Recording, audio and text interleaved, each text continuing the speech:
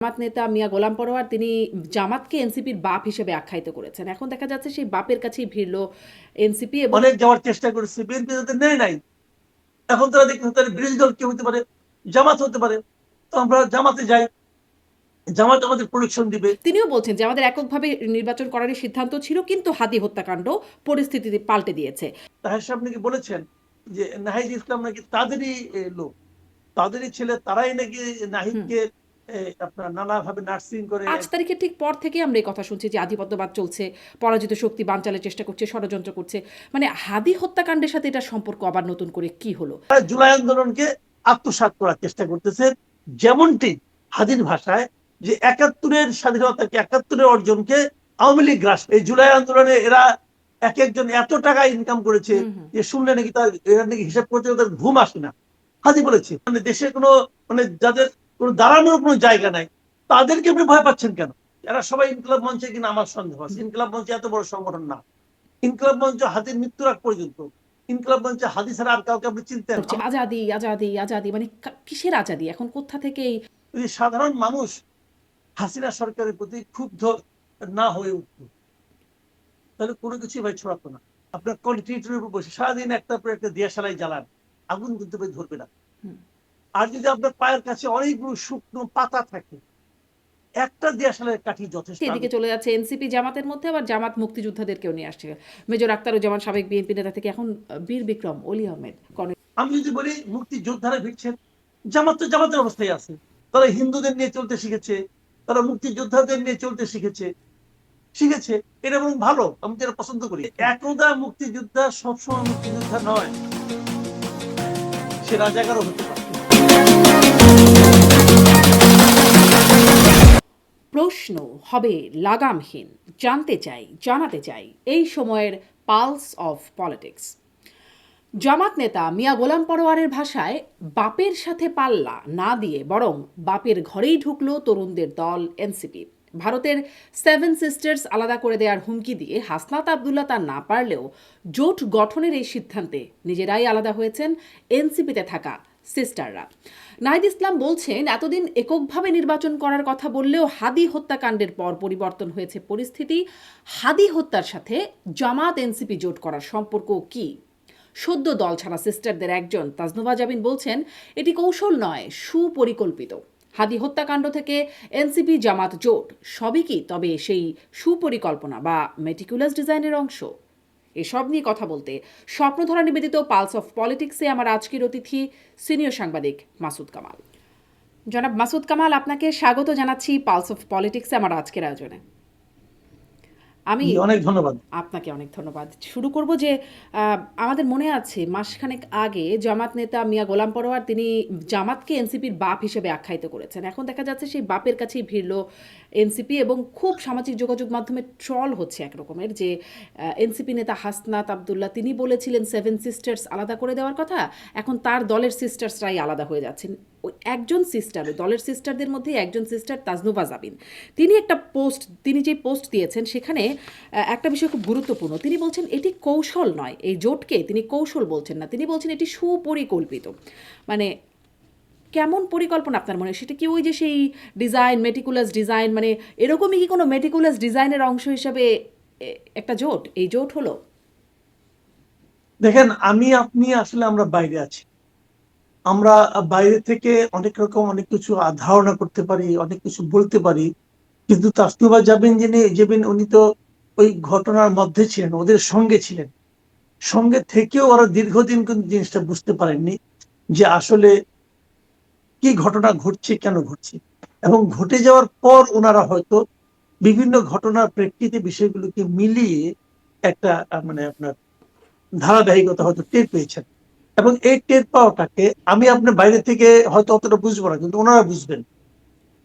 এবং এটা আমরা অনেক সময় সন্দেহ করেছি, অনেককে বলতে শুনেছি শুরুর দিক থেকে যে এই দলটা হলো জামাতের বি টিম। আবার কেউ বলেছে যে এটা কিংস পার্টি। তারা বলেছে তারা একটা নতুন বন্দোবস্ত, নতুন রাজনৈতিক বন্দোবস্ত তৈরি করবে। এ ধরনের নানা কথাবার্তা হয়েছে। কিন্তু এদের নিয়ে আসলে সন্দেহটা কম ছিল কেন? মানে কম ছিল বলবো না, মানে সেই সন্দেহগুলো ততটা প্রবল হয়ে দেখা দিতে পারেনি যে কারণে, সেটা হলো যে তারা কিন্তু আসলেই সেই জুলাই আন্দোলনের সামনের সারিতে ছিল। তো তাদের প্রতি মানুষের এক ধরনের বিশ্বাস ছিল, এক ধরনের মানে চিন্তা ছিল যে এরা আর যাই হোক মানে আপনার মানে মানুষের সঙ্গে তারা প্রতারণা করবে না। হুম, কিন্তু তারা দেখা যাচ্ছে তারা নিজের দলের লোকজনই তাদেরকে প্রতারক হিসেবে চিহ্নিত করছে। এবং দেখেন আপনি তাসনুভা জামিল কিন্তু আরেকটা বলেছেন, খুব ইন্টারেস্টিং কথা, যে পুরো বিষয়টাকে এরা ঠেলতে ঠেলতে এমন একটা জায়গায় নিয়ে এসেছে যে যার পর তারা যারা নাকি প্রতিবাদ করছে, যারা নাকি স্বতন্ত্র নির্বাচন করতে চাচ্ছে, তারা সেটাও পারছে না। স্বতন্ত্র নির্বাচন করার সুযোগটা তারা নষ্ট করে দিয়েছে। কারণ মানে আপনার আজকে ছিল শেষ দিন। তো একদিনে তো হুম, স্বতন্ত্র নির্বাচন করতে গেলে মোট ভোটারের 1% ভোটারের স্বাক্ষর লাগে। তো এটা কঠিন কাজ। তো এটাও তারা কিন্তু সন্দেহ করছে। এবং অনেক কিছু আমরা দেখলাম এর মধ্যে। যে এর মধ্যে আপনার সজীব কি আসিফ আসিফ মাহমুদ মাহমুদ। সজীব ভুইয়া, সে দেখলাম যে আজকে আবার ওই দলে জয়েন করলো। এতদিন কিন্তু জয়েন করেনি। এতদিন সে বলে এসেছে সে ঢাকা 10 থেকে নির্বাচন করবে। এবার সেটাও সে করছে না। তো এগুলো অনেক কিছু ঘটনা আছে যেগুলো দেখে ঠিক বোঝা যাচ্ছে না এই দলটা আসলে কি দল হিসেবে গড়ে উঠতে কখনো চেয়েছিল কিনা। হুম, আমার কাছে এখন তো মনে হচ্ছে তারা দল হতেই চায়নি। তারা বরঞ্চ ওই একটা মানে দীর্ঘমেয়াদী একটা পরিকল্পনার অংশ হিসেবে এতদিন দলের মতো অভিনয় করে গেছে। তো দেখা যাক কি হয়। তারা এখনো তো তারা দলে আছে। তারা বলছে তারা একটা জোটে গিয়েছে, তারা তো জামাতের সঙ্গে যায় নাকি, জোটে গিয়েছে। জোটে যাওয়া, জামাতের সঙ্গে যাওয়া অনেকে সমর্থক ভাবছেন। হুম। এই যে মানে কৌশল বা তারা যা করছেন, এটা কি আসলে এরকম যে মানে ঠিক সময়ের একটা রিয়াকশন এই সময় করা দরকার, তাই যা মানে যা সামনে আসছে যেটা যা মনে হচ্ছে তা করছেন, নাকি আসলে আপনার কাছেও মনে হয় যেটি তাজনুভা জাবিন বলছেন এটি আসলে কৌশল না, এটি পরিকল্পিত সুপরিকল্পিত, মানে এটা কি খুব আগে থেকেই পরিকল্পনা যে এরকমটা জায়গায় এসেই ঠেকবে এরকম মনে হচ্ছে, নাকি মানে আপনার কি মনে আমার হচ্ছে? কাছে মনে হয় এটা আগে থেকে পরিকল্পনা। হুম, এটা আমার কাছে মনে হয়। তারা হুম, নানা ধরনের নাটক কিন্তু করেছে। কিন্তু ওই যে আপনার মিয়া গোলাম পরোয়ার যে কথাটা বলেছেন যে বাবার সঙ্গে হুম, সম্পর্ক, দেখেন এখানে বাবা কথাটা বললেন কেন?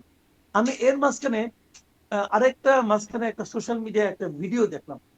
সেই ভিডিও ডাক্তার সাখাওয়াত সায়ন্ত, হুম, ওনার একটা ভিডিও আমি দেখলাম যে উনি আপনার এক ধরনের স্মৃতিচারণ করছিলেন যে উনি যখন জেলে গিয়েছিলেন তখন সেখানে আহ জামাতের শীর্ষ নেতাদের মধ্যে একজন সৈয়দ ডাক্তার আব্দুল্লাহ আব্দুল্লাহ তাহের, তাহের, হ্যাঁ। তার সঙ্গে ডাক্তার তাহের, হুম, তার হুম, সঙ্গে তার দেখা হয়েছে। এবং ওখানে নাকি তাহের সাহেব সাখাওয়াত সায়ন্তকে বলেছেন, মানে শান্ত সাহেবের ভাষায়, হুম, যে উনি নিজেও ডাক্তার, তাহের সাহেবও ডাক্তার, এই জন্য তার সঙ্গে একটা আলাদা একটা ম্যাচিং হচ্ছিল।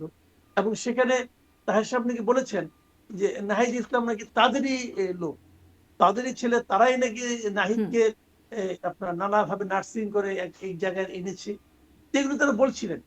তো এইটা সাখাওয়াত সাহেব এটা কিন্তু কয়েকদিন আগে, এত মানে এই ঘটনার পরে ঘটনা তা না, হুম, আগে আগে উনি বলেছিলেন। তো এখন তো এগুলো মিলে যায় আসলে, মানে আগে তো মিলেনি কিন্তু এখন তো মিলে যাচ্ছে যে তারাই তো এই কাজগুলি করলো। তো হুম, আমি কিন্তু বলছি না যে জামাত হওয়াটা কোনো অপরাধ, এটা হুম, আমি বলছি জামাত একটা পলিটিক্যাল পার্টি, এটা থাকতেই পারে। জামাতকে পলিটিক্যাল পার্টি হিসেবে অপরাধ আমি আমি বলবো না। আমি বলবো যে এটা একটা পলিটিক্যাল পার্টি, তাদের আলাদা একটা আদর্শ আছে। সেই আদর্শ আমার পছন্দ হতেও পারে, নাও হতে পারে, সেটা অন্য হিসাব। বাট তারা থাকবে। জাতীয় পার্টি একটা পার্টি, বিএনপি একটা পার্টি, আমি আওয়ামী লীগও একটা পার্টি মনে করি, তারাও একটা পার্টি। সবাই যার যার অবস্থানে থাকবে, যার যার রাজনীতি করবে। কিন্তু অন্য একটা রাজনৈতিক দলের নাম নিয়ে আরেকটা দলের পারপাস সার্ভ করা, এটা আমার কাছে পছন্দ না। হুম। মানে এটাকে আমার কাছে এক ধরনের হুম, মানে ইসলামের ভাষায় বলে কিন্তু যে নিজের আসল পরিচয়কে গোপন করে আরেকটা পরিচয়ে পরিচিত হওয়া, এটাকে ইসলামের ভাষায় কিন্তু মুনাফেক বলে। হুম, তো এবং এটাও বলা হয় যে মুনাফেক নাকি কাফেরের চেয়েও খারাপ। তো এখন এটা আমার কাছে ওরকম মনে হচ্ছে যে তারা কি তাহলে নিজের পরিচয়টাকে অন্য একটা পরিচয়ের আড়ালে থেকে, যেটা আমরা এই এই আন্দোলনের সময় শুনেছি যে অনেক ছাত্রলীগের পরিচয় শিবিররা ছিল, পরে তারা বলতে নাকি গুপ্ত শিবির। হুম, ওরকম গুপ্ত আর কোন কোন জায়গায় আছে আমি জানি না, কিন্তু এটাও আমার কাছে এক ধরনের হুম। গুপ্ত রাজনীতি মনে হয়েছে এই যে না, গুপ্ত তারা রাজনীতির আরেকজনের পারপাস সার্ভ করছে। হ্যাঁ, এই সংরক্ষণ গুপ্ত করেছে। রাজনীতির মানে কথাটাই আমি আরেকটা জায়গায় একটু প্রশ্ন করতে চাইবো, কিন্তু তার মানে এরকম যে ছেলে দিন শেষে সে বাপের ইন্টারেস্টই সার্ভ করছে। এই নাহিদ ইসলাম তিনি মানে সাংবাদিকদের সাথে যখন কথা বলছেন তখন তিনি বলছেন যে তিনিও বলছেন যে আমাদের এককভাবে নির্বাচন করারই সিদ্ধান্ত ছিল, কিন্তু হাদি হত্যাকাণ্ড পরিস্থিতি পাল্টে দিয়েছে। হত্যাকাণ্ডের মাধ্যমে তারা বুঝতে পারছেন যে আধিপত্যবাদীরা এখনো কার্যকর হয়েছে, পরাজিত শক্তি নির্বাচন বানচালের চেষ্টা করছে। সেদিন হাদির গুলি লেগেছে, কাল আপনার গায়ে লাগবে, আমার গায়ে লাগবে। আধিপত্যবাদী শক্তি গণ অভ্যুত্থান পরবর্তী অগ্রযাত্রাকে ঠেকাতে না পারে, সেজন্য বৃহত্তর ঐক্য প্রয়োজন। কিন্তু এই যে আধিপত্যবাদ, এই যে মানে পরাজিত শক্তি বানচালের চেষ্টা করছে নির্বাচন, এগুলো তো হাদি হত্যাকাণ্ডের পর থেকে আমরা শুনছি না, এগুলো সেই গণ অভ্যুত্থানের পর থেকেই, মানে 5 তারিখের ঠিক পর থেকেই আমরা এই কথা শুনছি যে আধিপত্যবাদ চলছে, পরাজিত শক্তি বানচালের চেষ্টা করছে, ষড়যন্ত্র করছে। মানে হাদি হত্যাকাণ্ডের সাথে এটার সম্পর্ক আবার নতুন করে কি হলো? নাকি হাদি এটা হত্যাকাণ্ডও ওনারা কোনো করতেছেন, মেটিকুলাস ডিজাইন? এটা সম্পূর্ণ একটা খোরা অজুহাত আমার কাছে মনে হয়। এই কারণে এখানে কয়েকটা পয়েন্ট। হাদি হত্যাকাণ্ডের সঙ্গে তাদের কি সম্পর্ক, হাদি হত্যাকাণ্ডের সঙ্গে আধিপত্যবাদের কি সম্পর্ক আমি বুঝতে পারি না। হাদি যাদের বিরুদ্ধে বলতো, হাদি কার কার বিরুদ্ধে বলতো? হাদি ভারতীয় মানে যে আধিপত্যবাদ তার বিরুদ্ধে বলতো, ঠিক আছে। সেই বিবেচনায় ভারতীয় আধিপত্যবাদের যারা সমর্থক তারা হাদিকে হত্যা করতে পারে, এটাই মেনে নিলাম। আবার দেখেন, হাদিকে যখন হাসপাতালে নিয়ে যাওয়া হয়, হাদি যখন আহত গুলি খেয়েছে, তখন তাকে যে রিক্সায় চড়ে তাকে হাসপাতালে নিয়ে যাওয়া হচ্ছিল, তখন কিন্তু কেউ একজন একটা লাইভ করছিল, এবং লাইভ করতে করতে উনি তখন বলছিলেন যে ঢাকা 8-এ নির্বাচন করতে চেয়েছিল বলে হাদিকে আজকে মরতে হচ্ছে। কথাটা খেয়াল করেন, আপনি দুটো জিনিস এখানে দেখেন। যখন তাকে ডাক্তারের কাছে নিয়ে যাচ্ছে, তখন একজন লোকের কি লাইভ করার মতো মানসিকতা থাকতে পারে? ছিল। এবং সে একই কথা বারবার বলছিল যে ঢাকা 8-এ নির্বাচন করার অপরাধে তাকে হত্যা করা হচ্ছে। তার মানে সে পুরো হত্যার দায়টা চাপাচ্ছে ঢাকা 8-এর অন্য কোনো প্রার্থী, অথবা হাদি ঢাকা 8-এর নির্বাচনে অংশ নিলে যার ক্ষতি হতে পারে তার দিকে চাপাচ্ছে। সেই হিসেবে আপনি ধরে নিতে পারেন মির্জা আব্বাসের দিকে। এটাও গেল একটা দিক দিয়ে। আবার আরেকটা দিক দিয়ে, হাদি আর কার বিরুদ্ধে বলেছিল? হাদি তো এনসিপির বিরুদ্ধে কথা বলেছে, স্পষ্টভাবে বলেছে এনসিপির বিরুদ্ধে।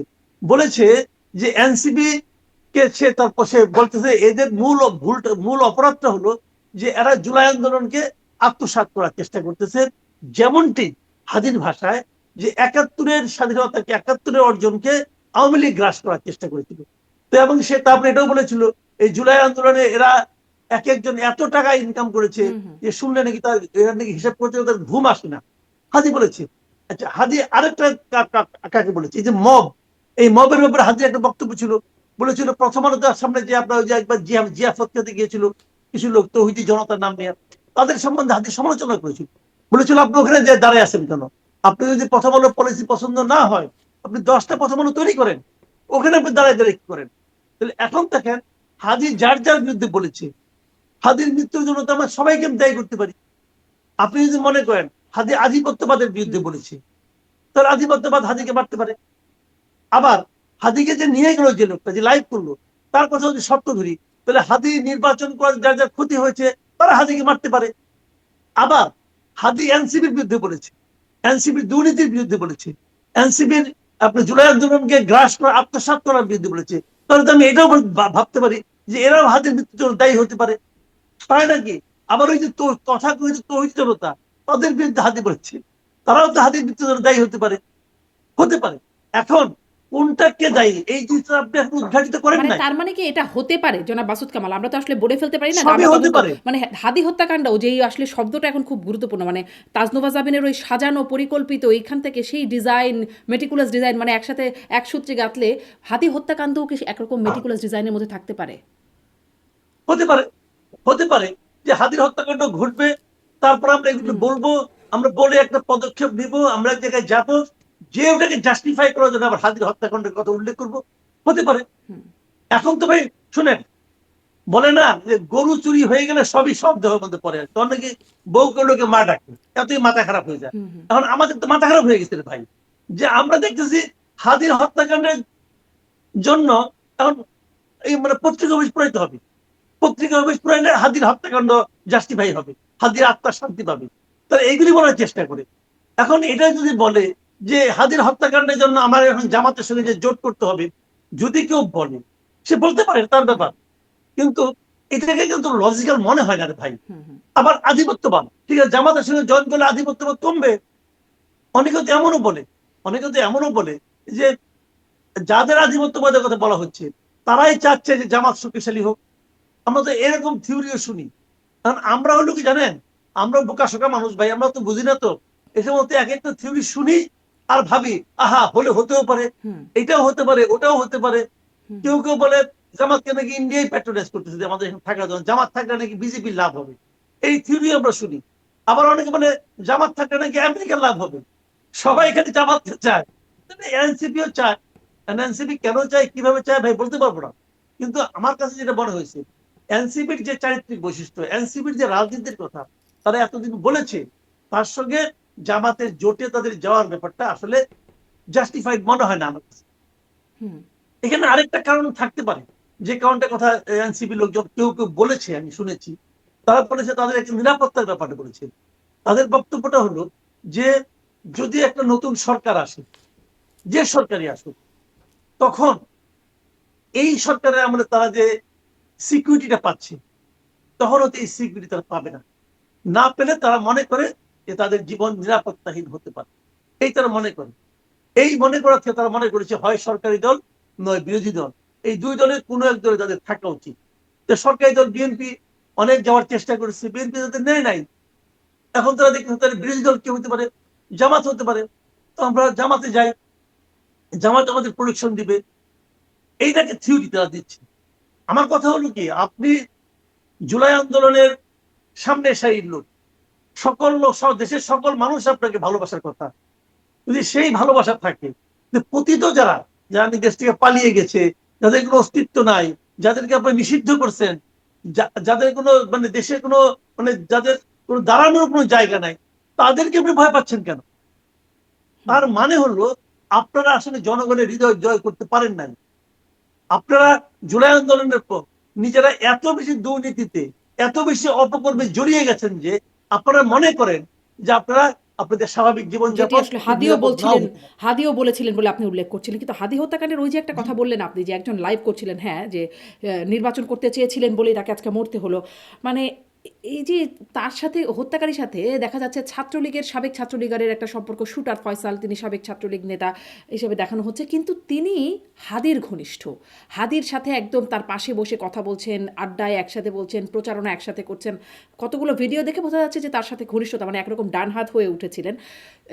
অনেককেই গ্রেপ্তার করা হচ্ছে, কিন্তু হাদির সাথে যারা ঘনিষ্ঠ, ওই আড্ডায় যারা আছেন, তাদেরকে কি, মানে আপনি কি জানেন এরকম কিছু হয়েছে যে এত ঘনিষ্ঠ কিভাবে হয়ে গেলেন? সেই যে গুপ্তর কথা আপনি বলছিলেন, যে গুপ্ত মোনাফিকের রাজনীতি করেছে এতদিন, এরকম মোনাফিকি কেউ কি মানে আগে ছাত্রলীগে ছিল, আসলে তারা শিবির, বা আগে তারা আসলে গুপ্ত ছাত্রলীগ, কেমন মুনাফিক তারা ওর মাধ্যমে এসে ঢুকলো, ঘনিষ্ঠজনের কাছ থেকে কি তাদের কি কোনো জেরার মুখে নেওয়া হচ্ছে বলে জানেন? আমি এখনো জানি না, আমি জানি না। তবে পুলিশের তদন্ত তৎপরতা, তদন্ত প্রক্রিয়া সম্পর্কে আমি সব জানবো এমনটা আমি মনে করি না। না হয়তো পরে জানতে পারবো। না, কিন্তু কিন্তু জনাব আমি আসিফ একটা কামাল, জিনিস শুনেছি। হ্যাঁ বলেন, হ্যাঁ, বলেন প্লিজ। আমি একটা জিনিস শুনেছি যে হাদির আপনার গুলিবিদ্ধ হওয়ার পর বেশ কিছু সময়, বেশ একটা লম্বা সময় হাদির ব্যবহৃত মোবাইলটা নাকি পাওয়া যাচ্ছিল না। এবং সেই মোবাইলে কি ছিল না ছিল, উনি কার কার সঙ্গে কথা বলেছিলেন, নিশ্চয়ই এই লোক তার এখানে ঢুকেছে, কারোর কারো রেফারেন্সে হুম হুম ঢুকেছে, কে তাকে কার রেফারেন্সে ঢুকলো, কে তাকে পাঠালো, এগুলো হয়তো সেই মোবাইলটা পেলে হয়তো মানে তদন্তকারী অফিসাররা তৎক্ষণিক জানতে পারতো। মানে আমার কাছে তারা অবাক এই লাগে, পর্যন্ত মোবাইল পেয়েছে কেন কি পেতে পায় না হবে? আমি জানি। ধরেন আশেপাশের তো ঘনিষ্ঠ, মোবাইল তো একটা খুবই গুরুত্বপূর্ণ, কিন্তু আশেপাশে যারা ঘনিষ্ঠ, যারা একসাথে আড্ডায় বসছে, তারা পরস্পর পরস্পরকে চেনেন নিশ্চয়ই, আমাদের কালচারটা এরকমই। একসাথে আড্ডায় বসলে পরস্পর পরস্পরকে আমরা চিনি, তো একসাথে বসছেন, একসাথে কথা বলছেন, আশপাশের মানুষগুলো জানবেন না যে তিনি কিভাবে আসছেন, কার মাধ্যমে আসছেন? একদম উড়ে এসে জুড়ে বসে কেউ এত নিশ্চয়ই ঘনিষ্ঠ জানে, হন? নিশ্চয়ই জানে, এবং এগুলো জানার মাধ্যমে হয়তো পুলিশ কিছু জানতেও পেরেছে, পেরেছে কিনা আমি জানি না। আমি এটা নিয়ে ডিটেল কারোর সঙ্গে আলাপ করিনি, এবং আমি কোনো পত্র পত্রিকাতে এর সংক্রান্ত কোনো রিপোর্ট হুম, দেখিনি। কাজে আমি আসলে বলতে গেলে এটা সম্বন্ধে বলতে মন্তব্য করতে পারবো না। জি। তবে আমার মনে হয় এটা তেমন কোনো জটিল মামলা, যে মামলার রহস্য উন্মোচন হবেই না তাও না। এটা রহস্য উন্মোচন করা খুব একটা জটিলতা হয়তো বা নেই। কিন্তু হয় কি, আমি আপনাকে একটা কথা বলি, কতগুলি বিষয় হয়ে যায়, মানে একটা পাবলিক মানে আপনার ডিমান্ড তৈরি হয়ে যায়, অথবা একটা ডিমান্ড তৈরি করা হয় অনেক সময়। যখন একটা পাবলিক ডিমান্ড তৈরি হয়ে যায়, তখন যদি অন্য কোনো কিছু তথ্য যদি পেয়েও যায় পুলিশ, তখন পুলিশ সেটাকে প্রকাশ করতে এক ধরনের দ্বিধান্বিত হয়। তারা মনে করে যেমন সবাই ইঙ্গিত করতেছে যে এটা হলো আধিপত্যবাদী শক্তি। এখন দেখা গেল আধিপত্যবাদী শক্তি না, এটা হয়তো কোনো ব্যক্তিগত রেশারেশি ছিল, হতে পারে, কিন্তু হুম তখন পুলিশ কিন্তু এটা বলতে পারবে না কিছু। যখন আপনি একটা একটা আপনার ধরেন আপনার আরেক ধরনের ট্রায়াল হয়ে যায়, মব ট্রায়াল হয়ে যায়, মানে এখন যেটা হচ্ছে সেটা কি, যে আপনার শাহবাগে ইনকিলাব মঞ্চের লোকজন বসে গেছে, এরা সবাই ইনকিলাব মঞ্চে কিনা আমার সন্দেহ আছে। ইনকিলাব মঞ্চ এত বড় সংগঠন না। ইনকিলাব মঞ্চ হাদির মৃত্যুর আগ পর্যন্ত, ইনকিলাব মঞ্চে হাদি ছাড়া আর কাউকে আপনি চিনতেন? আমরা চিনতাম না তো ভাই। এটা এত বড় সংগঠন না, কিন্তু তাহলে এত লোক আসলো কোথেকে? আমি যদি বলি কেউ কেউ লোক সাপ্লাই দিচ্ছে, কেউ কেউ হয়তো বলতে চাচ্ছে যে এই জিনিসটা টিকে থাকুক, হতে পারে, যদি হয়। এখন যদি এরা বলে হাতির মৃত্যু সত্য, ওরা যে দাবিটা করছে ওখানে বসে, আপনি ওই দাবির বাইরে তো পুলিশের পক্ষে যাওয়া কঠিন। পুলিশ যদি হুম ওই দাবির বাইরে অন্য কিছু বলতে চায়, তাহলে তো পুলিশের উপর আরেকটা চাপ আসবে যে তুমি এই মামলাটাকে অন্যদিকে ঘোরাতে চাচ্ছ। এখন তারা যে লাইনে চাচ্ছে, পুলিশকে ওই লাইনে তদন্ত করতে হবে অথবা চুপ করে থাকতে হবে। আপনি কি করবেন? এই জন্য হয় কি, পুলিশ তদন্ত করছে, আপনি একটা সমস্যায় বেঁধে দিয়েছেন যে 35 দিনের মধ্যে অথবা 45 দিনের মধ্যে বিচার করতে হবে, মানে আসামি ধরলে হবে না, বিচার করতে হবে। তো আপনি এখনো আসামিও ধরতে পারেন না, কে আসামি তাও জানেন না। যার নাম দেখানো হচ্ছে, যাকে দেখানো হচ্ছে যে এই লোকটাই করছে, ফয়সাল নাকি যার নাম, হুম হুম ওই লোকটাই যে করছে তার কি গ্যারান্টি আছে? অথবা ওই লোকটা তো পেইড হতে পারে, ও তো হয়তো মানে কোন কন্ট্রাক্ট কিলার হতে পারে। যদি কন্ট্রাক্ট কিলার তাকে ধরে আমার লাগবে, আমার তো লাগবে কন্ট্রাক্ট কে দিয়েছে তাকে। এগুলো তো অনেক দূর ব্যাপার। আপনি এখনই বলছেন যে 45 দিনের মধ্যে ওকে বিচার করতে হুম হবে, তো বিচার করেন 45 দিনের মধ্যে। আপনি একটাকে বলির পাঠা ধরে এনে কিছু করে দিলেন, যেমন হয়ে গেল। জজ মিয়া ঘটনার মতো দ্রুত বিচার করতে যেমন হবে। জজ মিয়া, এটা তো ওভাবে হয় না রে ভাই। হুম আপনাকে তো সময় দিতে হবে, আপনাকে তাহলে তদন্ত করতে একটু হবে। বলেন তো যে এটা কি মানে বিচারের জন্যই আসলে এত এই উম, মানে আন্দোলন শুধু তো শাহবাগে না, বিভাগীয় শহরে অ- অবরোধ তারা ডেকেছে, সর্বাত্মক অবরোধ তারা কর্মসূচি ডাকছে এরকম কি যেন দেখছিলাম আমি খবরে, বিভাগীয় দেখেন আমি সবগুলো বলি বিভাগীয় আপনাকে, শহরে। তো এগুলো কি আসলে, বিচারের দাবিটা হ্যাঁ বিচারের দাবিতে অন্যায় নাকি না। পেছনে অন্য কিছু? আমি বলি আপনি, বিচারের দাবিটা কিন্তু অন্যায় না। বিচারের দাবি থাকতেই পারে, থাকাই উচিত। এবং হাদি এমন একটা ক্যারেক্টার, তার জন্য বিচারের জন্য সবাই মাঠে নামবে, এটাই স্বাভাবিক, হুম এতে আমি কোনো অন্যায় দেখি না। কিন্তু আমার কথা হলো কি, যে বিচারকে যদি আপনি বলে দেন কি করতে হবে, আপনি যদি নির্দিষ্ট করে বলে দেন যে ওই মারছে, আমি জানি ও মারছে, আপনি কি করে জানলেন? যখন তারা বলে ও মারছে, আপনি কি করে জানলেন? আপনি কয়েকটা ভিডিও ফুটেজ দেখেছেন, তাও স্পষ্ট না, এটাও কিন্তু খুব যে স্পষ্ট তাও না, তারপরে মানলাম। কিন্তু এটা কে মারিয়েছে? দেখেন, আমি প্রথমত এর জন্য দায়ী করবো গভর্নমেন্ট, কিভাবে দায়ী করবো সেটা বলি আপনাকে। আমি ধরে নিচ্ছি হাইপোথেটিক্যালি সে ইন্ডিয়ায় চলে গেছে, আমি ধরে নিচ্ছি কোন না কোনো সীমান্ত দিয়ে গেছে। সে কোন সীমান্ত দিয়ে গেছে কেউ জানে না। আচ্ছা, ঢাকা থেকে যদি আপনি যে কোনো সীমান্ত যেতে চান, 6-7 ঘন্টা সময় তো লাগবে, লাগবে না? সে তো ঢাকা থেকে হেলিকপ্টারে করে যাবে না, সে গাড়িতে গেছে। হাদির মধ্যে একটা লোক গুলি খাওয়ার পর সঙ্গে সঙ্গে কেন সমস্ত সীমান্ত এবং ঢাকা থেকে বের হওয়ার সমস্ত চেকপোস্ট কেন সিল করে দেওয়া হলো না? কেন দেওয়া হলো না বলেন আপনি? হুম সরকার এটা সিল করে দিতে কতক্ষণ সময় লাগতো? এই ধরনের বড় ঘটনা ঘটিয়ে লোকজন সাধারণত সীমান্ত পার হয়ে যেতে চায়, এটাই স্বাভাবিক। তাৎক্ষণিকভাবে সমস্ত চেকপোস্ট দিয়ে কেন এটাকে সিল করে দেওয়া হলো না? যদি গভর্নমেন্ট দিত তাহলে তো সমস্যা হতো না, কেন দিল না গভর্নমেন্ট? গভর্নমেন্টের নিশ্চয়ই এক ধরনের, মনে করি হয় ভুল অথবা আশকারা, আমি জানি না কি। তাহলে এই ভুলটা গভর্নমেন্ট করলো কেন? আবার দ্বিতীয়ত, উনি যে গিয়েছেন দেশের বাইরে, তারই বা গ্যারান্টি কি? হুম হুম তারই গ্যারান্টি কি? কেউ দেখছে? দেখে নাই। মেঘালয় পুলিশ বলেছে তাদের এখানে কেউ আসেনি, বলে দিয়েছে। তাহলে কি দাঁড়ালো বিষয়টা? তাহলে আমরা কিন্তু অন্ধকারে একটা সুই খুঁজতেছি, ঘরের একটা সুই পড়ে গেছে, প্রথম কাজ আমি বাতি সব নিভিয়ে দিয়েছি, দিয়ে এখন আমি বলছি কেন সুই পাওয়া যাচ্ছে না, তাড়াতাড়ি সুইটা খুঁজে বের করো। তো লাইট জ্বালান, আর আপনাদের লাইট জ্বালালে পরে ঢের দিয়ে লাইট ভাঙিয়ে ফেলান, তাহলে কেমন হবে ভাই? কাজেই এরা যেটা করতেছে, মানুষের তদন্তকারী অফিসার যারা আছে, কর্মকর্তা যারা আছে, পুলিশ যারা, আমি কিন্তু পুলিশের উপরে অত্যন্ত আস্থাশীল ব্যক্তি একজন। আমি মনে করি আমাদের পুলিশকে বাধা না দিলে তারা অনেক কাজ করতে পারে। আপনার মনে আছে মোহাম্মদপুরে এক বাড়িতে একটা কাজের মহিলা, হুম যে মা মেয়েকে দুজনকে মারলো, সেই মহিলার নাম কেউ জানে না, ছদ্মনাম দিয়ে আসছে। ওই মহিলার চেহারা কেউ দেখে নাই, ওই মহিলার কোনো ছবি নাই, কিছু তো নাই। দুদিনের মাথায় ওই মহিলাকে ধরে ফেলেছে। পুলিশ তো ধরছে রে ভাই, কেমনে ধরলো বলেন?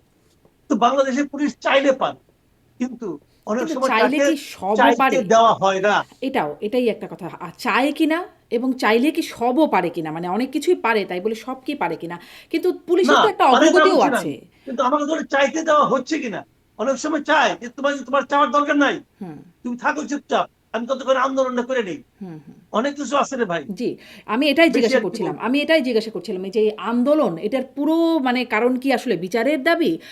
যদি তাই হয়, বিচার তো একটু কম এগোচ্ছে, মানে তদন্ত। যেমন ধরেন ডিএমপি কমিশনার তাদেরকে সাথে নিয়ে বলছেন, সাংবাদিকদের সামনে বলছেন কি, কি অগ্রগতি হয়েছে, যে 10 জনের মতো 10 জন গ্রেপ্তার হয়েছে, কি, কি উদ্ধার করা গেছে। বলা হচ্ছে যে 7 জানুয়ারির মধ্যে পূর্ণাঙ্গ নির্ভুল তদন্ত প্রতিবেদন দেওয়া হবে। বিচারের জন্য সময়সীমা নির্ধারণ করে দেওয়া হচ্ছে। তাহলে তো একরকম হচ্ছে, মানে আগাচ্ছে তো। তাহলে একদম অত অবরোধ করে সবকিছু করে এটার আসলে আর কোনো উদ্দেশ্য আপনি মনে হয় যে মানে এর পেছনে আরো কোনো ভিন্ন উদ্দেশ্য থাকতে পারে? থাকতে পারে। আমি তো আগেই বলেছি যে হুম। ইনকিলাব মঞ্চের জনবল এত বেশি না। এখানে সবাই ইনকিলাব মঞ্চের লোক, আমি তাও মনে করি না। অনেকে আসতে পারে এখানে, অনেকে লোক লোক সাপ্লাই দিতে পারে। বাংলাদেশে অনেক আন্দোলন এরকম ভাবে হয়েছে, এটা কোনো সন্দেহ নাই। কাজে অনেক কিছু হতে পারে, দেখা যাক সামনের এখন এই দিনগুলোতে যে হয়তো কিছু অনেক কিছু সামনের হতে পারে, দিনগুলোতে যদিও আরো আমরা স্পষ্ট একদম হবে। ঢিলি ছুটছি, তবুও আসলে মানে কি উদ্দেশ্যে হতে পারে, কি উদ্দেশ্যে হতে পারে, সেটা কি তার কি কোনো ধারণা করতে পারেন? মানে কি হতে চায়? পারে সরকারের উপর চাপ, হতে পারে নির্বাচন পিছিয়ে দেওয়া, হতে পারে সামনে একটা দাবি আসতে পারে যে হাজির মৃত্যু বিচার না হওয়া পর্যন্ত নির্বাচন হবে না, এরকম দাবি আসতে পারে সামনে। এসেও ছিল, বলাও হয়েছে হাদির হত্যাকাণ্ডের পরপর। বলেছে, তাহলে বললো, তাহলে তার মানে তারা আমার চেয়ে অনেক মানে ই আছে, অ্যাডভান্স আছে, হুম। তারা আমার চেয়ে অনেক এগিয়ে আছে, আমি পিছিয়ে আছি। হ্যাঁ, এবং এই যে মানে হাদি হত্যাকাণ্ডের প্রতিবাদে যে আন্দোলন হচ্ছে বা বিক্ষোভ হচ্ছে শাহবাগ সহ বিভিন্ন জায়গায়, দেখলাম খুব স্লোগান উঠছে, আজাদি আজাদি আজাদি। মানে কিসের আজাদি? এখন কোথা থেকে মানে এটা তো একটা আমি একটা ফার্সি কথা বলি, শব্দ, উর্দু শব্দ, ফার্সি মূলের উর্দু শব্দ। এই শব্দে আজাদি এখানে আজাদি অনেক কার হয়েছে। কাছ থেকে কি শোনেন, আজাদি? আমি বলি একটা কথা, মাঠ গরম করার চেষ্টা করা একটা, আর সেই গরমকে, সেই উত্তাপকে চারদিকে ছড়িয়ে দেওয়া আরেক কথা। হুম, আমাদের এখানে গত বছরের জুলাইয়ের যে আন্দোলন, সেই আন্দোলনের শুরুটা কেমন ছিল, পরে এটা কিভাবে চারদিকে ছড়িয়ে গেল, এই ছড়িয়ে যাওয়ার কিছু কারণ ছিল। যে যাই বলুক, অনেকে বলে যে ষড়যন্ত্র ছিল, অনেকে বলে বিদেশি মদত ছিল, অনেক কিছু ছিল, কিন্তু কোনো কিছুই ছড়াতো না যদি সাধারণ মানুষের মনে শান্তিটা থাকতো।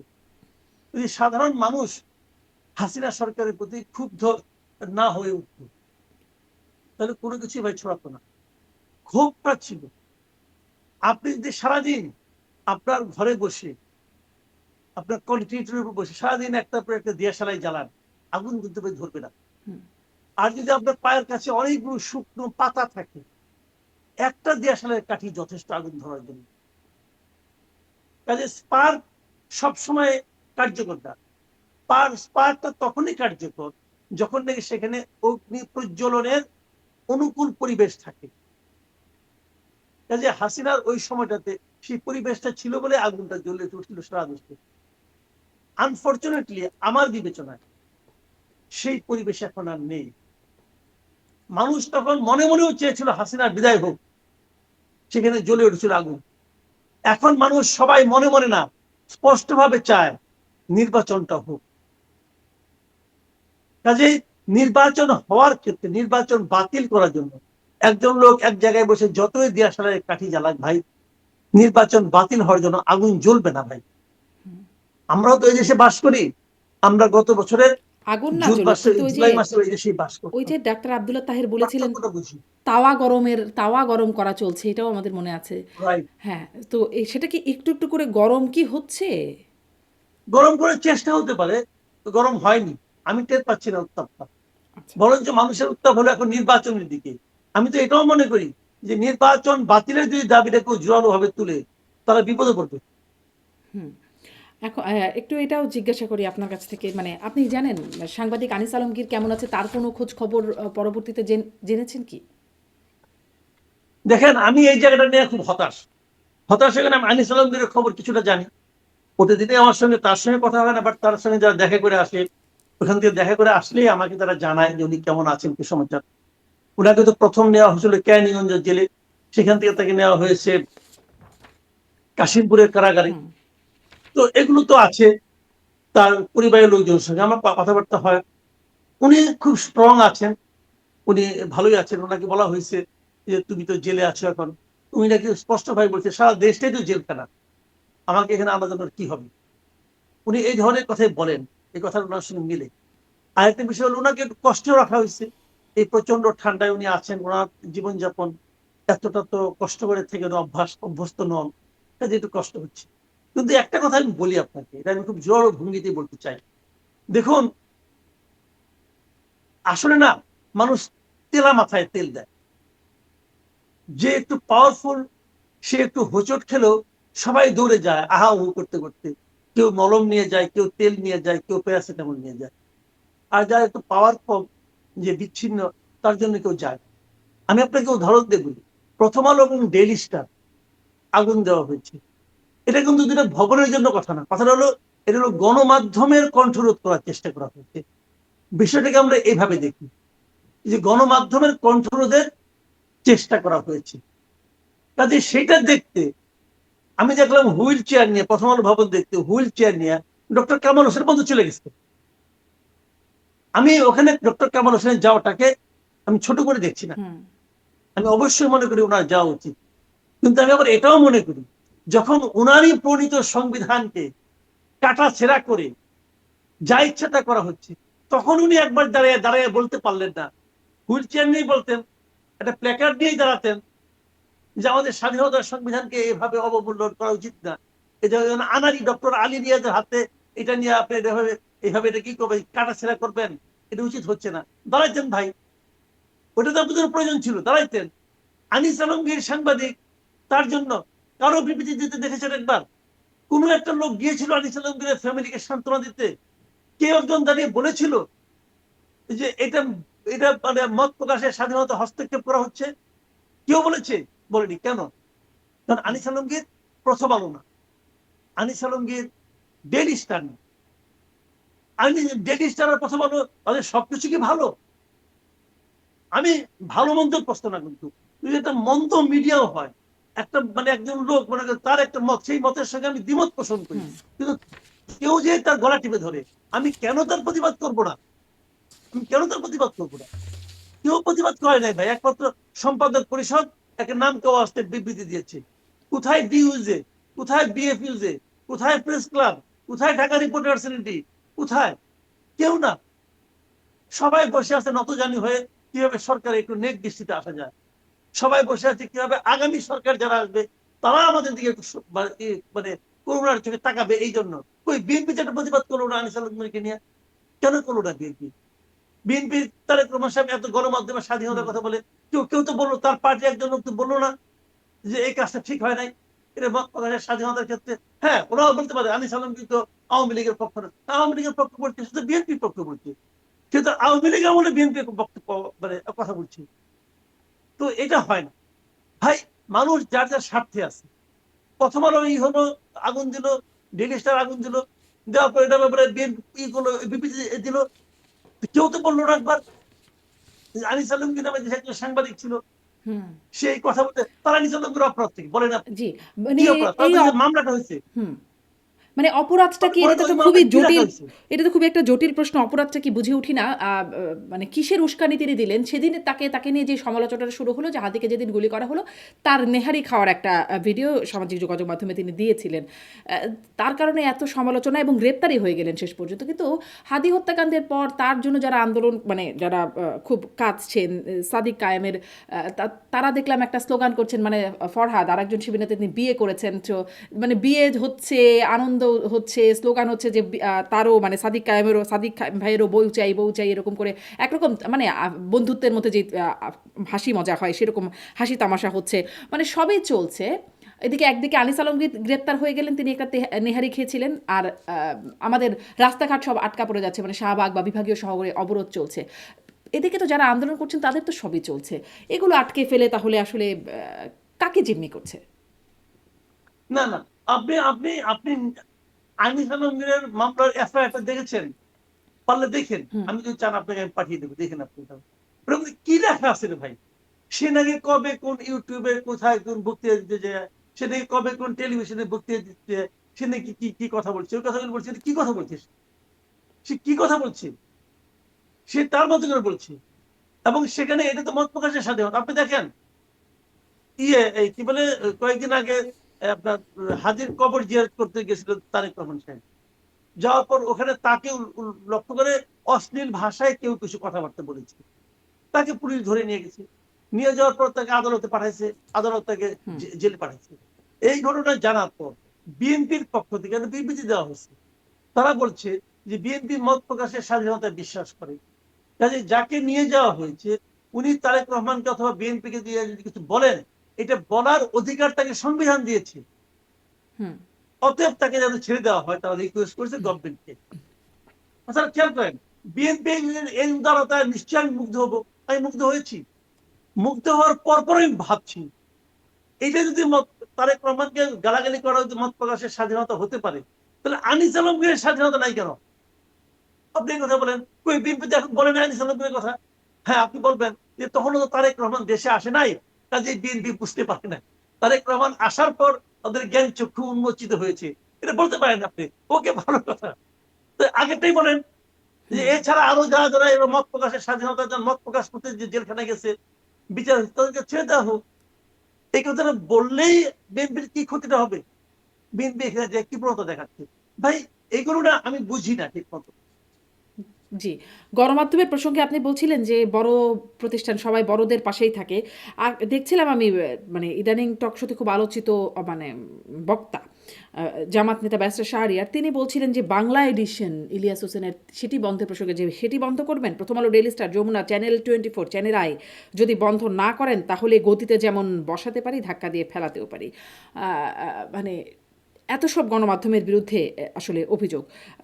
এটাকে আপনার কি মনে হয়, মানে এটাকে আপনি কিভাবে দেখছেন? মানে এতগুলো গণমাধ্যম বন্ধের কথা, এখন আমি বাংলা একটা এডিশন কথা বন্ধ বলি, করতে গেলে এগুলো বন্ধ করতে হবে, এরকম একটা কথা মনে না হলো। না, আমি একটা কথা বলি, সেটা হলো কি, যে যদি আপনি কারোর বিরুদ্ধে সরাসরি কোন ধরনের উস্কানিমূলক কথা বলেন, তার জীবন হানি হতে পারে এরকম ঘটনার অবতারণা করেন, কিছু লোককে উস্কিয়ে দেন, এরকম যদি হয়, সেটা কিন্তু ফৌজদারি অপরাধের মধ্যে পড়ে। আপনি ফৌজদারি অপরাধ তার বিরুদ্ধে মামলা করতে পারেন, তার বিরুদ্ধে ব্যবস্থা নিতেই পারেন, কোনো সমস্যা নাই। কিন্তু আপনি হুট করে একজনকে বন্ধ করে দেওয়া, এটাকে আমি নিজেও সমর্থন করি না। আমি করি না ভাই। আমি বাংলা এডিশনে বন্ধের পক্ষে না, পরিষ্কার কথা। বাংলা এডিশন আমাকে নিয়ে আমি কিছু বলছি, তো আমি তার বন্ধের পক্ষে না। আমাকে নিয়ে এই অনেক কিছু বলছি, আমি কিন্তু কোনো কিছুই বন্ধের পক্ষে না। আমার কথাগুলো কি একদিন মানুষ বুঝতে পারবে যে কোনটা ঠিক কোনটা বেঠিক, কিন্তু আপনি একজনের গলা টিপে ধরতে পারেন। আমার কথা ভাই পরিষ্কার। যদি আপনি মনে করেন সেটা রাষ্ট্রে বিশৃঙ্খলা তৈরি করবে, এটা যদি মনে, আপনি একা মনে করলে হবে না, সবাইকে মনে করতে হবে, এবং বোঝাই যায় কোনটা কি। যেমন ধরেন, আমি একটু উদাহরণ দিয়ে বলি, প্রথম আলোতে কাজ শেষ, এখন যাও আগুন জ্বালাও, এই যে ইলিয়াস যে কথাগুলি বলেছে, এই কথাগুলি ইলিয়াস ঠিক করে নাই, এটা হচ্ছে ফৌজদারি অপরাধ করেছে আমি মনে করি। এই জন্য তার বিরুদ্ধে অ্যাকশন হতে পারে, এবং এই অ্যাকশন তো মেটা নিয়েছে, মেটাই নিচ্ছে, আমার আপনার নেওয়ার দরকার নেই তো, না, কিন্তু মেটা নিল, মেটাই আমাদের নিয়েছে। আইন শৃঙ্খলা বাহিনী তো নিল না, মানে যদি এটা বাংলাদেশে ঘটিত না, একটা মেটা নিয়েছে, আমি বলি আপনাকে, মেটা নিয়েছে। আচ্ছা, মেটা নিয়েছে, এটা অন্যায় তাহলে হয়েছে। তাহলে প্রথম আলো যে মামলাটা করলো, সেই মামলা ইলিয়াসের নাম নাই কেন? এটা আপনি প্রথম আলোকে জিজ্ঞাসা করেন। আপনি যদি মনে করেন যে ইলিয়াস মুশকে দিয়েছে, তাহলে ইলিয়াসের নাম সেখানে নাই কেন আসামির তালিকায়? থাকা উচিত ছিল নাকি? ছিল। প্রথম আলো সেই নামটা আনে নাই কেন? আচ্ছা, এটা কিন্তু একদিকের কথা। আবার দ্বিতীয় দিকের কথা, বাংলা এডিশন। বাংলা এডিশনে তো বাংলাদেশে একটা ঠিকানা আছে, একটা ঠিকানা আছে না? সেটাকে আপনি ওইভাবে বন্ধ করবেন কেন? আপনি তো বাংলা এডিশনই বলতে পারেন, তুমি যে এই কাজগুলি করছো, এটা ওয়ান কাইন্ড অফ ব্ল্যাকমেইলিং, এবং ব্ল্যাকমেইলিং তো আইনি চেয়ে অপরাধ। সে অপরাধ তাদেরকে আপনি অ্যারেস্ট করতে পারেন, তাদের বিরুদ্ধে মামলা করতে পারেন, মামলা করেন, কোনো সমস্যা নাই। কিন্তু হঠাৎ করে আচমকা জানলাম না, শুনলাম না, গলা টিপে ধরলাম, আমি ভাই এই প্রক্রিয়ার পক্ষে না। কারণ এই প্রক্রিয়া যদি আমি পক্ষে যাই, কালকে আমাকে বন্ধ করে দিবে, পরশুদিন আপনাকে বন্ধ করে দিবে, ওদের যাকে ইচ্ছা তাকে বন্ধ করে দিবে, এটা ঠিক না। আমি কোনো কিছুই নিষিদ্ধের পক্ষে না। কিন্তু আপনি কি ওই আমি প্রশ্ন আপনি যেটা বললেন সেটাই উত্তর কি আপনি নিজে পান যে কেন প্রথম আলো মানে মামলা করলো না যেখানে প্রকাশ্য উস্কানি দেখা গেল বা প্রকাশ্য নির্দেশনা দেখা গেল, কেন মামলা করলো না? করলো না এই কারণে, ওই একই কাহিনী। সে ইলিয়াসকে তারা চটাতে চায় না। তারা মনে করে ইলিয়াস তো আরেকদিন আমাকে অ্যাটাক করবে, সরাসরি অ্যাটাক করবে, চটাতে চায় না। এটা হতে পারে। হুম। তা না হলে সে ওই আপনার চুনুপুটিতে নিয়ে টানাটানি করতেছে। কে 50,000 টাকা দিয়ে ফ্রিজ কিনছে, কে টিভি কিনছে, তাদেরকে ধরতেছে। হুম। এটা যে একদম কার্যকর না তাকে তো আমি বলছি না। এই যে গ্রেপ্তার হচ্ছে মনে করেন 500 লোকের বিরুদ্ধে মামলা করলো, যাদেরকে গ্রেপ্তার করা হচ্ছে, এই গ্রেপ্তারটা কিন্তু একটা বড়ই ঘটনা। বড় ঘটনা কেন? এরপর যখন ওরা ডাকবে তোমরা যাও, কেউ যাবে না, হুম। হুম। কেউ যেতে চাইবে না, ভাববে গেলে তো গ্রেপ্তার হইতে হয়। গেলে গ্রেপ্তার হইতে হয় না, এই জন্য তারা যায়। কিন্তু প্রথম দিন যেদিন 32 দফা ভাঙা হলো, সেই দিনে যদি আমরা পুলিশ অ্যাকশন নিত, গ্রেপ্তার করতো, তাহলে দেখতে এগুলো হতো না। পরে এই গভর্নমেন্ট তো এই মবকে উৎসাহিত করেছে। এই সরকারের ভার্চুয়ালি মুখপত্র আমি বলবো, কারণ উনি খালি প্রধান উপদেষ্টা প্রেস সেক্রেটারি না, সরকারের প্রেস সেক্রেটারি এরকম একটা আচরণ তিনি করেন, তার অ্যাক্টিভিটির মধ্যে আছে। সেই শফিক সাহেব বলে নাই এটাকে সে মব বলতে রাজি না, সে বলছে প্রেশার গ্রুপ। হুম। বলছে তো রে ভাই, তো এটা বলে কি তাদেরকে এক ধরনের আশকারা দেওয়া হয় নাই? হয়েছে তো। ওই যে আশকারাটা শুরু দিন থেকেই দেওয়া না হতো, তাহলে এই মতে বলতে আসতোই না।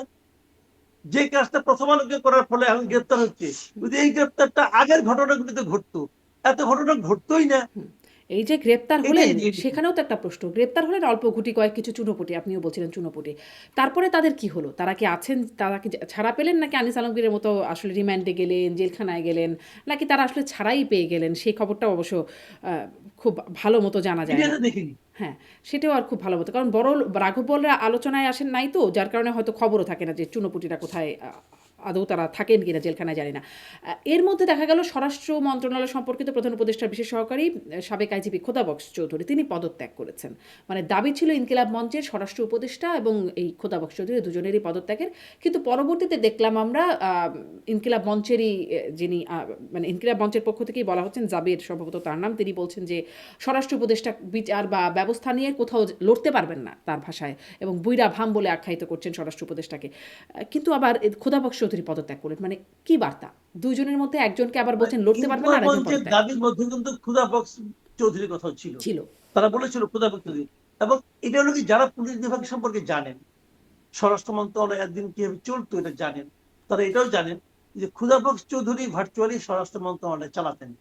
এটি হুম। সত্য, এটা কিন্তু সত্য ঘটনা। আসলে উনি চালাতেন, এবং ওনার জামাত সংশ্লিষ্টতার কিন্তু অনেক প্রমাণ অনেকের কাছে আছে। কাজেই এখন এটা অনেকে এমনও বলেন যে তাকে সরানো হয়েছে বেসিক্যালি বিএনপির চাপে। এটা অনেকে বলেন, সত্য মিথ্যা আমি বলতে পারবো না, আমি এটা শুনেছি তাই বললাম আপনাকে। তবে খোদাবক চৌধুরী খুব খুবই মিজারেবলি দেশ চালাইছেন। ওনার স্বরাষ্ট্র মন্ত্রণালয় আইন শৃঙ্খলা রক্ষার জন্য যে আমাদের অবনতির যে ঘটনাগুলি এখন বলা হচ্ছে, যেগুলি আমরা আলোচনা করি, দুঃখ করি, এগুলির পেছনে এই জাহাঙ্গীর আলম চৌধুরীর অজ্ঞতা দায়ী হতে পারে, হুম। কিন্তু খোদাবক চৌধুরীর কূটকৌশল দায়ী, এটা আমি মনে করি। খোদাবক চৌধুরী ইচ্ছাকৃত ভাবে অনেক অন্যায় কাজ করেছেন, এবং অনেক জায়গায় চুপ থেকেছেন ইচ্ছা করে, যেগুলো নাকি আমাদের এখানে বর্তমানে যে মব কালচার যেটা আছে, এবং বিভিন্ন রকম অনিয়ম যেটা আছে, পুলিশের মনোবলকে জাগ্রত করার যে ব্যাপারটা আছে, এই সমস্ত ক্ষেত্রে খোদাবক চৌধুরীর ভূমিকা খুবই নেতিবাচক ছিল, খুবই খারাপ ছিল। এটা আমি যতটুকু বুঝেছি আর কি, বিভিন্ন জনের সঙ্গে কথা বলে। জি। তাহলে এখন স্বরাষ্ট্রমন্ত্রী কে চালাচ্ছেন? স্বরাষ্ট্র উপদেষ্টাই? মানে আগে খোদাবক্স চৌধুরী চালাতেন, এখন কে চালাচ্ছেন? এটা আমি ভেতরের কথা বলতে পারবো না, তবে আমার ধারণা উনি চালাচ্ছেন। আর তো কাউকে নিয়োগ করা হয়নি সেখানে, হুম। মনে হয় উনি চালাচ্ছেন। আচ্ছা, আর কাউকে নিয়োগ করা হয় না? মানে নিয়োগ করা হলেও তো আসলে তার চালানোর কথা না। মানে যদি আমরা পদক্রম দেখি তাহলে তো স্বরাষ্ট্র উপদেষ্টারই চালানোর কথা। নিয়োগের বাইরেও কেউ চালাচ্ছেন কিনা সেটাও প্রশ্ন। শেষ জায়গায় একদম যাই যে মুক্তিযোদ্ধাদের এবার একে একে দলে ভরাচ্ছে জামাত। জোটের নানান কিছু দেখছি, এদিকে চলে যাচ্ছে এনসিপি জামাতের মধ্যে, আবার জামাত মুক্তিযোদ্ধাদেরকেও নিয়ে আসছে। মেজর আখতারুজ্জামান সাবেক বিএনপি নেতা থেকে এখন বীর বিক্রম অলি আহমেদ, কর্নেল অলি আহমেদ, তিনিও গেলেন জামাতে। আমি বলি, এটাকে আপনি উল্টা ভাবে দেখেন। উল্টা ভাবে কেমন? মুক্তিযোদ্ধাদের ওরা ভিড়াচ্ছেন, নাকি মুক্তিযোদ্ধারা যে ভিড়ছেন? আপনারা এভাবে দেখেন। আমি যদি বলি মুক্তিযোদ্ধারা ভিড়ছেন, জামাত তো জামাতের অবস্থায় আছে, জামাতের অবস্থান যেটা আগে ছিল তাই আছে। অলি আহমেদের আগের অবস্থায় নাই, হুম। মেজর আখতারুজ্জামান আগের অবস্থায় নাই। এই যে একটা কথা আছে না, যে একদা মুক্তিযোদ্ধা সবসময় মুক্তিযোদ্ধা নয়। সে রাজাকারও হতে পারতেন, কিন্তু একদা রাজাকার সবসময় রাজাকার, এটা বলা হয়ে থাকে। হুম। তো এখন এই মুক্তিযোদ্ধারা যদি কেউ রাজাকার হয়ে যান, হতেই পারে, তার গণতান্ত্রিক অধিকার, আপনি কি বলবেন? তার বিশ্বাস থেকে উনি ওখানে গেছেন। অথবা তারা যে রাজনীতিটা করতেন, সেই রাজনীতিটার সঙ্গে তারা নাই, জনগণকে আর তারা যা কথা বলেছেন সেই কথাগুলি ওনারা নিজেরাই নিজের আচরণের মাধ্যমে মিথ্যা প্রমাণ করেছেন, অথবা একটা এমপি হওয়ার জন্য তাদের চরিত্র ওনারা বিসর্জন দিয়েছেন, সবই হতে পারে। কাজে এটা নিয়ে মানে মানে আপনি, আমি জামাতকে কোনো দোষ দিই না, বরং জামাতকে আমি ভালো বলি। ভালো বলি এই কারণে, জামাতের মধ্যে বরং একটা মানে আপনার অ্যাকোমোডেট করার একটা ক্যাপাসিটি বেড়েছে। তারা সবাইকে নিয়ে চলতে শিখেছে, এটা তো আমি কোনো খারাপ দেখি না। তারা হিন্দুদের নিয়ে চলতে শিখেছে, তারা মুক্তিযোদ্ধাদের নিয়ে চলতে শিখেছে শিখেছে এটা বরং ভালো, আমি তো এটা পছন্দ করি। হুম। তারা ইয়াংদের নিয়ে চলতে শিখেছে, এটা মধ্যে আমি কোনো জি। মন্দ দেখি না। দল একটা হিসেবে পলিটিক্যাল পার্টি জামাতের ক্রেডিট। এরকমই হওয়া উচিত। একদম দল হিসেবে জামাতের ক্রেডিট দিচ্ছেন। সেই কৌশল, তাজনুভা জামিন যেটাকে বললেন কৌশল, এটা কোনো মানে কৌশল না, এটি সুপরিকল্পিত বা পরিকল্পনা। যেটা আমি জিজ্ঞাসা করছিলাম যে পরিকল্পনা আসলে অনেক কিছুই আছে কিনা, যেহেতু আমাদের সামনে একদম স্বচ্ছ ছবিটা নাই, অনেক কিছুই আমরা সন্দেহর বসে জিজ্ঞাসা করি। কি মনে হয়, পরিকল্পনা যেই মেটিকুলাস ডিজাইন সেটি কি শেষ হয়েছে, নাকি সামনে আরও মানে সম্পাদিত, নাকি আরও শুনেন, বাকি? নির্বাচন যত ঘনিয়ে আসবে আরো অনেক কিছুই আমাদের কাছে স্পষ্ট হবে, এটা হলো আমার ধারণা। নির্বাচন যতই ঘনিয়ে আসবে, হুম। এখন নির্বাচনের আর খুব বেশি দিন বাকিও নেই, 1.5 মাসের মতো আছে। এই 1.5 মাসের মধ্যে আরো অনেক কিছু দেখবেন, আরো অনেক কিছু পরিষ্কার হয়ে যাবে। হুম। অনেক দলের চেহারা বুঝতে পারবেন, কে গুপ্ত আছে সেটাও বুঝতে পারবেন, কোনটা মেটিকুলার ডিজাইন ছিল সেটাও বুঝতে পারবেন, কে কিভাবে আপনার মানে এখান থেকে মানে আপনি এক্সিট খুঁজতেছে সেটাও বুঝতে পারবেন। আরো সামনের দিনগুলিতে অনেক কিছু দেখবেন। বিএনপির দিকে দেখবেন কিভাবে আমাদের উপদেষ্টারা ঝাঁপিয়ে পড়ছে, দেখবেন। কারণ এক্সিট রুট খোঁজার জন্য অনেকে আসবেন। তো আমি তো এই ব্যাপারে একটা প্রস্তাব আগে দিয়েই রাখছি, সেটা হলো গিয়া আপনার অনুষ্ঠানে আরেকবার বলি। আমি তো মনে করি ক্ষমতা হস্তান্তরের কমপক্ষে 1 মাস আগে সমস্ত উপদেষ্টার পাসপোর্ট সিজ করতে হবে। তারপর নতুন সরকার আসবে, সমস্ত উপদেষ্টার গত 1.5 বছরের কর্মকাণ্ড বিচার করবে, কার কতটুকু সম্পদের বৃদ্ধি হয়েছে, কিভাবে হয়েছে সেটা জাজ করবে, তারপরে এক একজনকে পাসপোর্ট ফেরত দিবে। এটা আমি আগেই বলে রাখছি এবং এটার মধ্যে আমি এখনো স্থির আছি, কারণ আমার ধারণা অনেক উপদেষ্টা আর দেশে থাকবেন না। হুম। বিএনপি ক্ষমতায় আসবে, আমি বলছিলাম শেষ প্রশ্ন, এবার আসলে শেষ প্রশ্ন। বিএনপি ক্ষমতায় আসবে, ধারণা করা হচ্ছে, আপনিও বলছিলেন যে সবাই বিএনপির দিকে ঝাঁপিয়ে পড়বে। বিএনপির প্রধান যিনি আসাতে একটা ব্যাপক সাড়া পড়েছে, একটা ব্যাপক আলোচনা, সব কিছুর কেন্দ্রবিন্দু তারেক রহমানকে নিয়ে একটা আলোচনা হচ্ছে, তিনি যে সেই তার যে ফেসবুক পোস্টটা যে তার দেশে আসা তার একক নিয়ন্ত্রণাধীন নয়, আরও অনেক কিছু বিষয় আছে, এটি স্পর্শগত বিষয়, এখন কি তার নিয়ন্ত্রণে তিনি মানে তার সিদ্ধান্তগুলো তিনি নিতে পারছেন বলে মনে হয়? মানে তিনি সামনের দিনে কীভাবে দেশ চালাবেন বা এখন কীভাবে দলটা চালাচ্ছেন, এটি তার নিয়ন্ত্রণাধীন সিদ্ধান্ত? শুনেন, এখন সে কিভাবে চালাচ্ছে, চালাবে, দল চালাবে, কি করবে না করবে, কিভাবে রাজনীতি করবে, কিভাবে তার স্ট্র্যাটেজি গুলো উনি ঠিক করবেন, এটা উনি এখনো কিন্তু তেমন কিছু দেখার নেই আমাদের। হুম। আমরা এখনো কিছু দেখতে পাইনি। হুম। এটা ওনার নিয়ন্ত্রণে থাকবে কি থাকবে না সেটা হয়তো আগামী দিনগুলোতে আমরা বুঝতে পারবো। আর আগে যে ফেসবুকে উনি যে পোস্টটা দিয়েছিলেন, যে স্ট্যাটাসটা দিয়েছিলেন, আমার মনে হয় যে উনি পরবর্তী সময়ে কখনো যদি উনি আত্মসমালোচনা করেন অথবা অতীতের দিকে তাকান, আমি মনে করব উনি হয়তো ধারণা করবেন কিনা আমি জানি না। আমি নিজের বিশ্লেষণ আমি বলি, গত কয়েক বছরের মধ্যে ওটা ছিল ওনার সবচেয়ে বড় ব্লান্ডার। ওই পোস্ট ওনার দেওয়া ঠিক হয়নি। হুম। ওই পোস্ট দেওয়ার মাধ্যমে উনি অনেক, ওনার জন্য অনেক ক্ষতি করেছেন, ওনার ইমেজের অনেক ক্ষতি হয়েছে, এটা আমি মনে করি এখন পর্যন্ত। কিন্তু তারপর উনি যা যা করছেন, যেভাবে করছেন, যা বলছেন, আমার কাছে এখন পর্যন্ত আমি তারেক রহমানকে নিয়ে আশাবাদী হতে চাই না।